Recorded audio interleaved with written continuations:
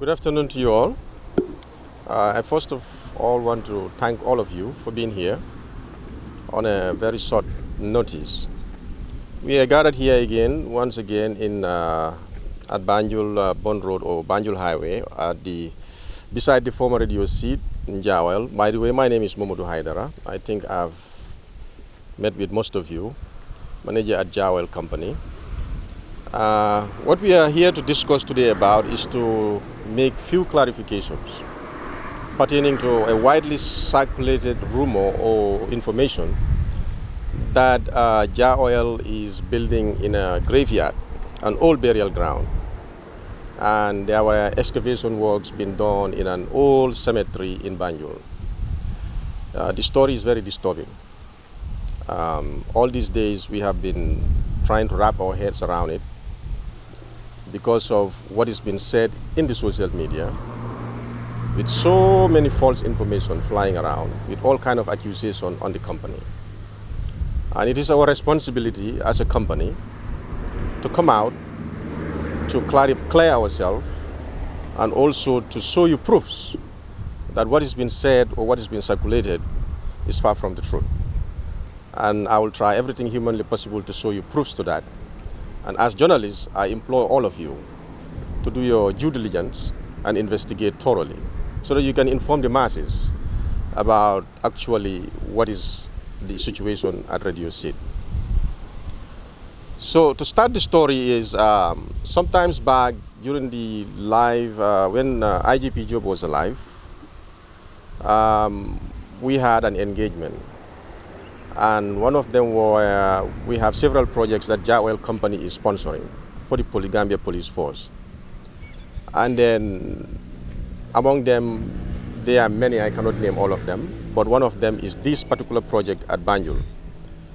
So he appealed to us to see if we can help build a police post for the Gambia Police Force in this area, because he cited so many important reasons.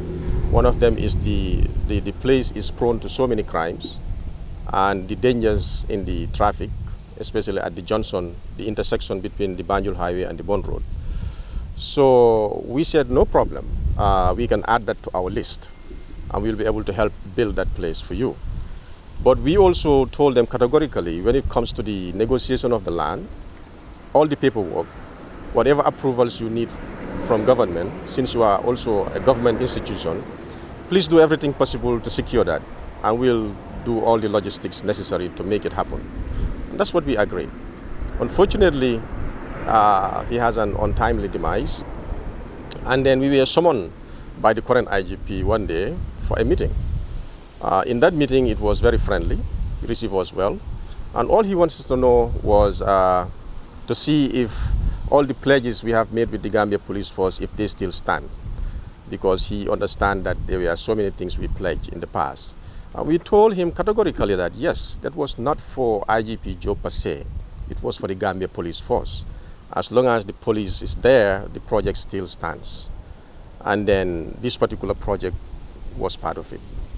So as you can see, we are also building our own place in a property we bought from a private individual called Miss Wadner, the owner of Radio Seed. Radio Seed is well known in this country and beyond, being the first commercial radio station, well entertaining. So the place was lying in ruins before we bought it. And then when we negotiated the price, they were represented by their lawyer Ida Drame. You can do your investigation and find out, and I'll show you documents of the contract for you to have a snapshot of it. And when we agreed on the price, we bought this particular property. And when we bought the property, we started our project. But before we even start that project, we got all the approvals from the line ministries that you need to have before you start a project. We did that. So then the police came with a plan and said, well, according to what we have promised them, they've come with a plan to build a police post. So I will show you the rough sketch plan they came with their stamp on it. And then we came, and then they looked at the place. We measured it for them. It's 8 meters by 9 meters, the dimension. We dug the place for them, poured the concrete, and then ask them to come with their own maintenance team or their technical team to do the building. And anything that is material-wise, we'll provide it for them so that they don't spend a penny. So this was the agreement. So the moment that process started, then we started hearing news in the social media that JAOL is expanding into an old cemetery and is digging out graves. And that was so abhorrent. For example, we are Muslims and human beings. Nobody in his right mind will ever want to mess with a final resting place. So the matter was so disturbing. So when we heard about it, the very day the Lord Mayor came here unannounced, we picked up the information that there was going to be a press conference, and we smelled the rat that actually, if he didn't go there to try to clarify matters with her, there might be mistakes and it will just add fuel to the fire. So we went there, we tried to seek audience, and it didn't materialize. He couldn't receive us. So we came to the site. And then to our dismay, the same kind of information was repeated. That immediately after the fence of Radio Seed, that is where the old cemetery starts. And that's where we are digging, and it is wrong. She vented out so many frustrations, which I feel for her, to be very honest with you, and I want to make that very clear. We feel for her. Being a lady, being on the opposite side of the camp is not easy.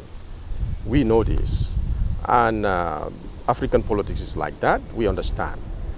But putting that aside, the damage the misinformation has created or caused to the company is also something that we are personally responsible to clarify. So this is why we are here.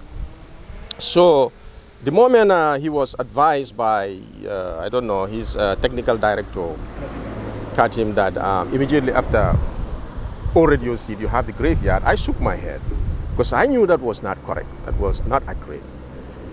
Immediately after she was done, I wanted to clarify something, and that's exactly what I was going to say, but was not trying to entertain any questions. So we let it happen. And then I said, no, but still now we have to let people know what's going on. So we went and did our private investigation and then dug out files in the physical planning to actually see the material evidence that will say that actually the place was a graveyard. And unfortunately for her, we discovered that the particular place we are standing here is a buffer zone. There is an old cemetery over there. And between our fence and that old cemetery, there is a good 75 meters minimum between the two before you even get to the old cemetery. And every Banjulian who used to play sports or jog around these beaches will tell you, yes, I remember that, because this was a pathway. I did my schooling here, and I like jogging. So I usually cross over here, especially when the tide is high and I couldn't go further down. I will just cut it. So everybody knows this was a buffer zone. And the map, the old colonial map, some of you I will show you, which was even hand-drawn, you know, of Banjul. I will show you where they even named that area as Mohammedan because of Muslims are lying there. You understand? So just to make it all short, two things I want to mention. First thing first, Radio Seed is never the problem. Radio Seed is a legally bought property from a private owner. It was not a government allocation as insinuated in the press. This place was never allocated. In fact, when you look around town, 99.9% of all jar oil stations are privately bought from private individuals. When they put them out for sale, we negotiate prices and we pay the right prices for them, and we build our project with the right paperwork. So we don't benefit from any government allocations. We don't receive any handout from government. If there is somebody who is giving out handout, it is Jawa. We know this, and it's sad to say, my boss will never want to say anything that he's giving out, and I'm not here to say that. But if there is handout going out, it is coming from Jawa. We don't receive any handout from anybody. And I want this thing to be crystal clear. We are not receiving any favors from anybody. All we do is we're trying to exercise fair business, genuine business in our own country, for the development of our own country, so that we can alleviate youth unemployment. As we are speaking today, I don't want to brag about it, but our 2-3 companies, when they're put together, we have nearly 1,000 employees on the permanent payroll. Those on palms that are also directly or indirectly relying on jar oil on a non-palm basis goes in the hundreds, close to 600. So I think Gambians should come to realize this. It is only us who can develop this country. And we have to encourage each other to invest in this country. And we have to support each other to move this country forward.